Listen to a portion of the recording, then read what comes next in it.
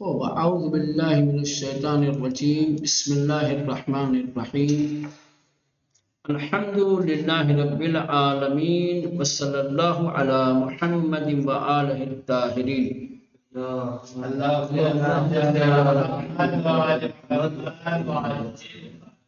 اور سورہ مبارکہ والعصر کی تفسیر پڑھ رہے ہیں. چند باتوں سے آپ لوگ آشنا ہوئے. سب سے پہلے یہ سورہ مکی ہے یا مدنی ہے، جو اختلاف تھا اور مکی ہونے کے جو قرائن اور جو شواہد تھے ان کو بھی بیان کیا. اس کے بعد اس سورہ کا محتوا کیا ہے، اس سورہ میں کس طریقے کے مطالب بیان کیے گئے ہیں، اس سے بھی آپ آشنا ہوئے. آج جو ہے اس سورہ مبارکہ کی تلاوت کی فضیلت اور اس کے اجر و ثواب کے سلسلے میں ہے کہ سورہ والعصر کی قراءت و تلاوت کا کیا اجر و ثواب ہے، کیا فضیلت ہے. ایک روایت یہاں پہ دی گئی ہے جو چھٹے امام کی ہے.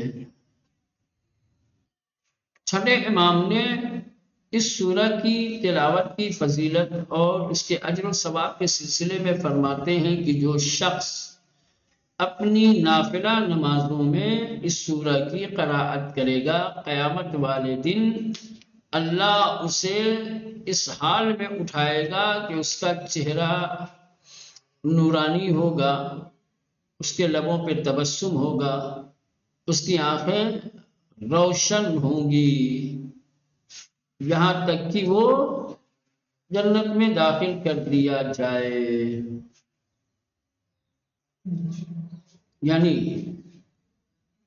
قیامت کا جو خوف ہے، قیامت کا جو اضطراب ہے، قیامت کے دن جو دوسروں کی حالت ہوگی وہ اس سے بری ہوگا، اس سے دور ہوگا. لوگ پریشان ہوں گے، یہ مطمئن ہوگا. لوگوں کے چہروں پہ ہوائیاں اڑی ہوں گی، لوگوں کے چہروں پہ اداسی ہوگی، اس کے چہرے پہ تبسم ہوگا. لوگوں کے چہرے کے رنگ بدلے ہوئے ہوں گے، اس کا چہرہ نورانی ہوگا. یہ تمام فائدے ہیں. دربار فضیلت تلاوت ان سورہ، اس سورہ کی تلاوت کی فضیلت اور اجر و ثواب کے بارے میں در حدیث از امام صادق علیہ السلام میخانی، امام صادق علیہ السلام کی ایک حدیث میں ہم پڑھتے ہیں کہ امام نے فرمایا من قرأ والعصر فی نوافل بعثہ اللہ یوم القیامہ، کہ جو شخص پڑھے گا سورہ والعصر کو اپنی نافلہ نماز میں تو اللہ اسے اٹھائے گا قیامت والے دن مشرقاً وجہہ، اس کا چہرہ روشن ہوگا، نورانی ہوگا، اس کا چہرہ کھلا ہوا ہوگا، چہرے پہ چمک دمک ہوگی. ضاحکاً سنہ، اس کے لبوں پہ تبسم ہوگا، اس کے لبوں پہ مسکراہٹ ہوگی. قریرۃ عینہ، اس کی آنکھیں روشن ہوں گی. حتی یدخل الجنہ، یہاں تک کہ وہ جنت میں داخل کر دیا جائے گا. ہر کس سورہ والعصر را در نماز ہائے نافلے بخواند، جو شخص سورہ والعصر کو اپنی نافلہ نمازوں میں پڑھے گا، خداوند اورا، خداوند متعال اسے در قیامت، قیامت والے دن برمی انگیزت اٹھائے گا، در حالی کے اس حال میں کہ صورتش نورانی، اس کا چہرہ نورانی ہوگا، چہرہ خندان، اس کا چہرہ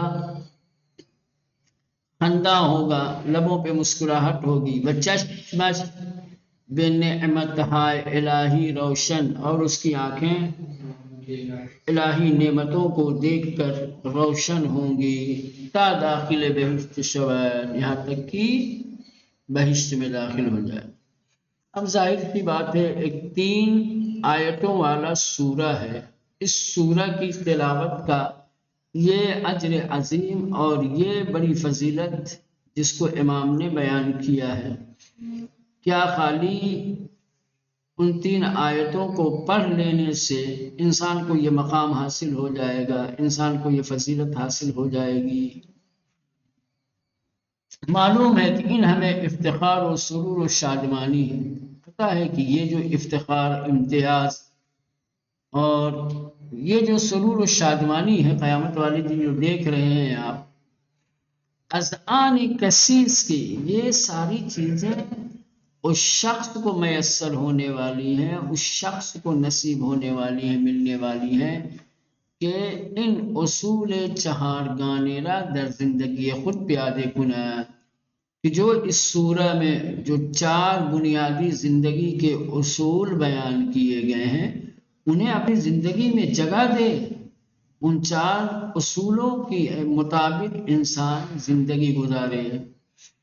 صرف زبان سے تلاوت کر دینے سے یہ فضیلت، یہ سرور، یہ شادمانی، یہ امتیاز حاصل ہونے والا نہیں ہے، بلکہ یہ مقام، یہ شادمانی، یہ سرور اسے حاصل ہوگا جو شخص اس سورہ کے بیان کردہ 4 اصولوں کو اپنی زندگی میں جگہ دے گا، اس سورہ کے 4 اصولوں کے مطابق زندگی گزارے گا۔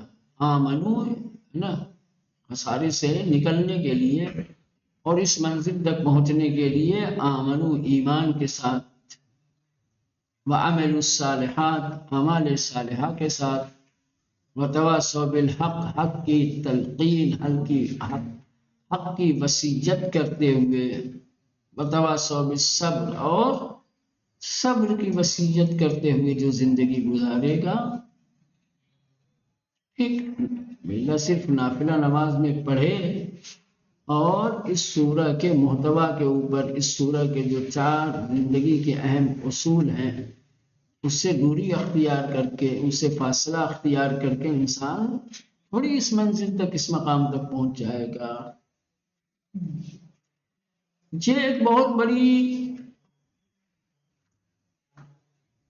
توجہ کی بات ہے، اور یہ عوام الناس جس طریقے سے جو مزاج رکھتی ہے، جو خیال رکھتی ہے اس طریقے کی چیزوں کے متعلق، آپ جب سوروں کی فضیلت دیکھیں گے، دعائیں جو ہیں، دعاؤں کی فضیلت اور اس کے اجر و ثواب کو دیکھیں گے، چھوٹے چھوٹے جو اذکار ہیں مولانا، ان کے اجر و ثواب کو دیکھیں گے تو واقعی آپ حیرت میں پڑ جائیں گے کہ یہ چھوٹے چھوٹے اذکار، یہ چھوٹی چھوٹی دعائیں، یہ چھوٹے چھوٹے سورہ، ان کی تلاوت کرنے، ان کے پڑھنے، ان کو ورد زبان کرنے سے اتنا اجر و ثواب ہے، اتنی فضیلت ہے،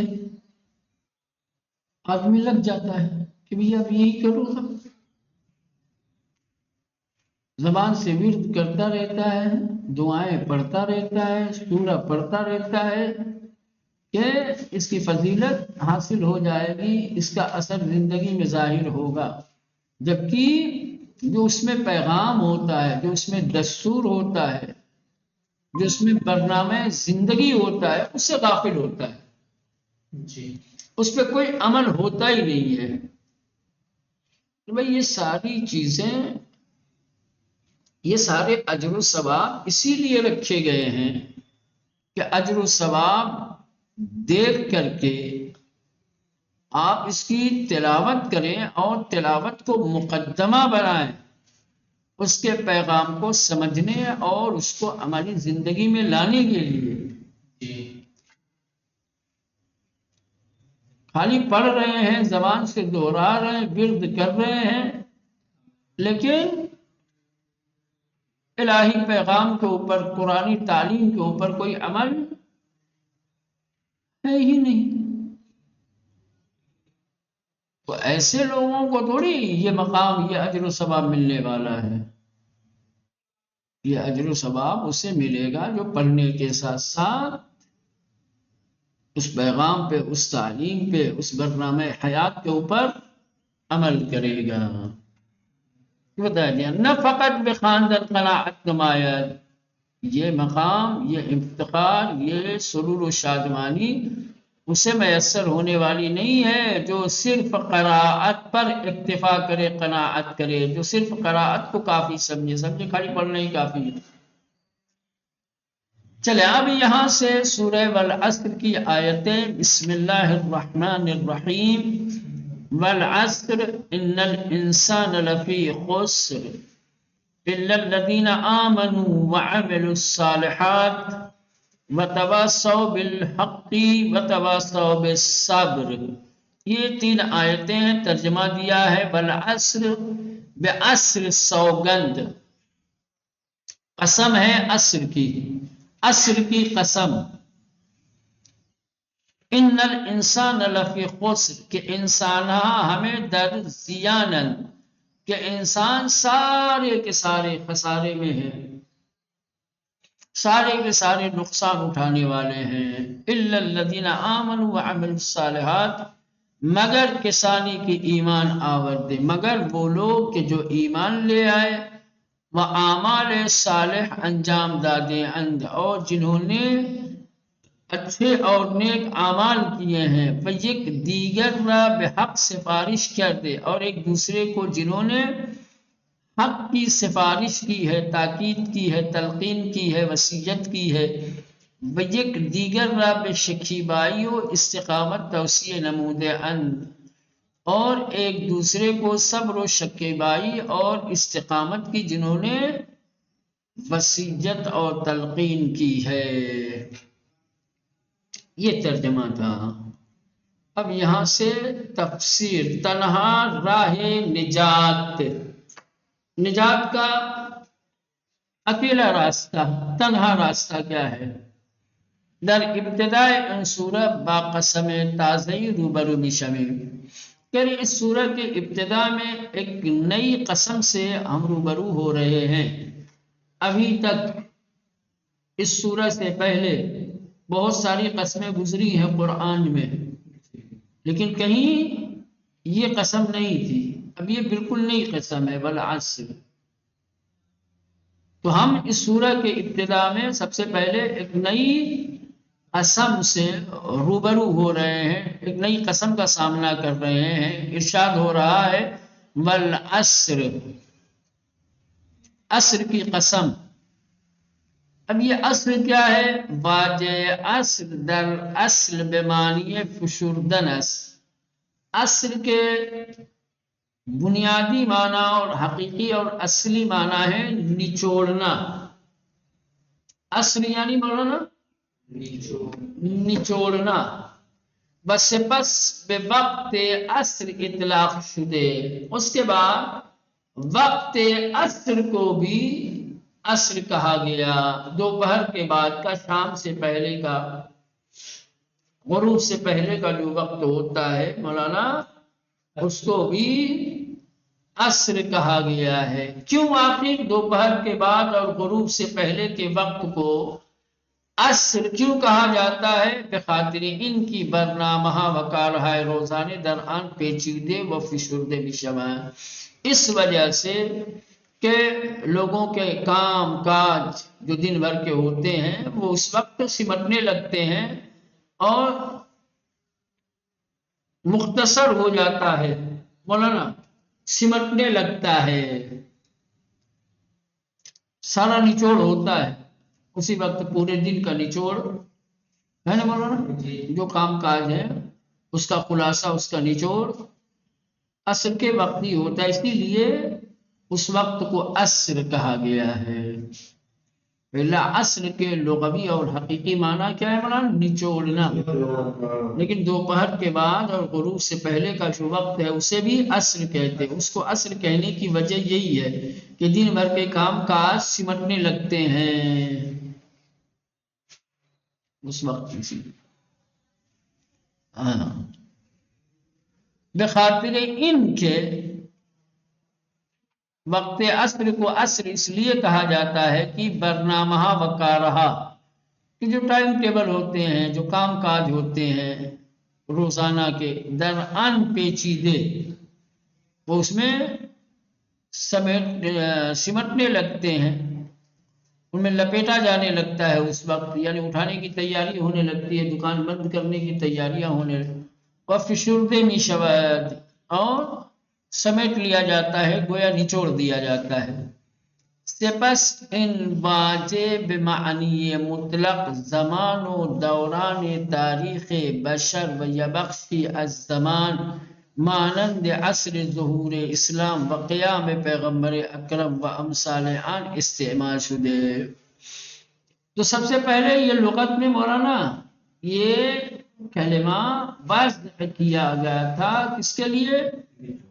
ہاں، فشردن کے معنی نچوڑنے کے، پھر وقت عصر کے لیے استعمال ہونے لگا، پھر سارے زمانے کے لیے مولانا، پھر یہ کلمہ مطلق وقت و زمان کا معنی دینے لگا۔ تاریخ بشریت یا زمانے کا ایک خاص حصہ، جیسے ظہور اسلام، اس کو کہیں گے عصر ظہور اسلام، یعنی جس وقت پیغمبر اسلام مبعوث ہوئے تو اس کو کہیں گے عصر ظہور اسلام، یا اس طریقے سے گویا زمان کا معنی دینے لگا، وقت کا معنی دینے لگا مطلق طور پہ۔ عصر یعنی وقت، عصر یعنی زمانہ، ٹھیک جی۔ سپس ان بات اس کے بعد یہ کلمہ بمعنی مطلق زمان، اس کے بعد یہ بغیر کسی قید و شرط کے ہر طریقے کے زمانے پہ اس کا اطلاق ہونے لگا، ہر طریقے کے زمانے کو عصر کہا جانے لگا۔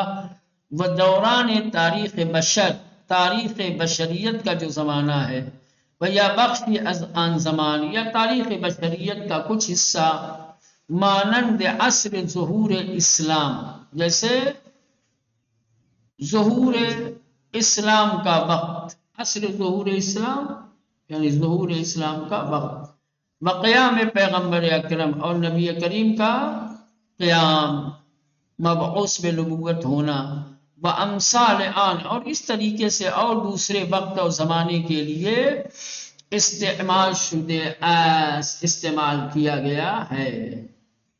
بلزا در تفسیر ان سوگند مفسران احتمالات زیادی گفتے ہیں، یہی وجہ ہے چونکہ یہ کلمہ الگ الگ معنی دیتا ہے، اسی لیے مفسرین نے اس کی قسم کے سلسلے میں مختلف احتمالات پیش کیے ہیں۔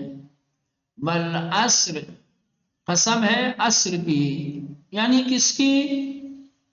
عصر سے مراد کیا ہے؟ چونکہ عصر کے معانی مختلف ہیں، اسی لیے مفسرین نے اس کی تفسیر بھی مختلف کی ہے، مفسرین نے الگ الگ احتمال دیے ہیں۔ جیسے اب یہاں سے شروع کریں گے۔ نمبر 1، بعضی اندہ اشارے بے ہم وقت عصر می دانت، بعض مفسرین نے عصر سے وہی خاص عصر کے وقت کو مراد لیتے ہیں، کہتے ہیں کہ عصر سے مراد وہی وقت عصر ہے۔ پس معنی کیا کریں گے؟ والعصر، قسم ہے وقت عصر کی، کیا کہیں گے؟ وقت عصر کی قسم، جب وقت مراد لیں گے اور وہ بھی عصر کا خاص وقت مراد لیں گے تو پھر ترجمہ کیا کریں گے آپ؟ عصر کے وقت کی قسم۔ تو بعضی آندہ، بعض مفسرین نے اسے اشارہ بے ہم وقت عصر میں دانا کہ وقت عصر کی طرف اشارہ سمجھتے ہیں۔ بعض لوگ یہ سمجھتے ہیں کہ عصر سے مراد عصر کا وقت ہے، بقرین ان کی در بعضی دیگر از آیات قرآن بے آغاز روز سوگند یاد شدے۔ وہ اس لیے مولانا کہ قرآن مجید کی بعض قسموں میں قسم کا بعض جو قسمیں کھائی گئی ہیں اس میں آغاز روز کی قسم کھائی گئی ہے، صبح کی قسم کھائی گئی ہے، رات کی قسم کھائی گئی ہے۔ سمجھ رہے مولانا جی؟ تو جب صبح کی کھائی گئی، رات کی قسم کھائی گئی تو پھر بالعصر گویا یہ شام کی قسم ہے۔ قرینہ مانا ہے کہ یہ والعصر سے مراد عصر کا وقت ہے۔ قرینہ کیا ہے؟ قرینہ یہی ہے کہ قرآن میں اور بھی دوسرے اوقات کی قسم کھائی گئی ہے، جیسے ابتدائے روز کی قسم کھائی گئی، شب کی قسم کھائی گئی، بھی وقت عصر کی قسم کھائی گئی ہے۔ تو یہاں عصر سے مراد وقت عصر ہے اور اس کی قسم ہے۔ بقرینے ان کے، اس قرینے کی بنیاد پر کہ در بعض دیگر آیات قرآن کہ قرآن مجید کی دوسری آیتوں کے مطابق بے آغاز روز سوگند یاد شده است، صبح کے اور روز کے دن کے آغاز کی قسم کھائی گئی، جیسے کہا گیا والضحیٰ، یا کہا گیا بس صبح اذا اسفر، قسم ہے صبح کی۔ ان سوگند به خاطر اهمیتی است که این موقع از روز دارد، چرا که زمان دیگرگونی نظام زندگی و حیات انسان هست، کارهای روزانه پایان میگیرد، پرندگان و حیوانات بلانهای خود باز میگردند، خورشید سر در افق مشرق فرو میکشد و ہوا تدریجاً رو به تاریکی می رود۔ کہہ رہے ہیں کہ یہ جو قسم کھائی گئی ہے عصر کے وقت کی، تو اس وقت کی اہمیت کے پیش نظر، کیونکہ عصر کا وقت دن کا وہ حصہ ہوتا ہے، وہ وقت ہوتا ہے کہ جب مولانا وقت بدل رہا ہوتا ہے، زمانہ بدل رہا ہوتا ہے، نظام زندگی اور حیات انسان کیا ہے، دیگرگون ہو رہی ہوتی ہے، تبدیل ہو رہی ہوتی ہے، لوگ اپنے روزانہ کے کام کو سمیٹ رہے ہوتے ہیں، پرندے اپنے اپنے آشیانوں کی طرف رخ کیے ہوتے ہیں، جانور اپنی اپنی بلوں میں جانے لگتے ہیں، سورج غروب کی طرف مائل ہو جاتا ہے، ہوا آہستہ آہستہ تیر و تاریک ہونے لگتی ہے۔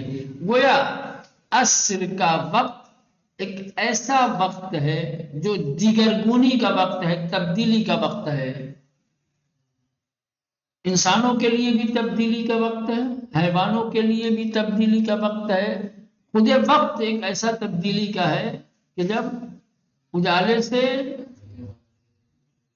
تاریکی کی طرف جا رہا ہوتا ہے، تو اس وقت کی اہمیت کے پیش نظر وقت عصر کی قسم کھائی گئی ہے، کیونکہ عصر کا وقت تبدیلی زمان کا، تبدیلی وقت کا وقت ہوتا ہے، خاص اہمیت کا حامل ہے، اس لیے عصر کی قسم کھائی گئی ہے۔ چلے بقیہ انشاءاللہ کل دیکھیں گے۔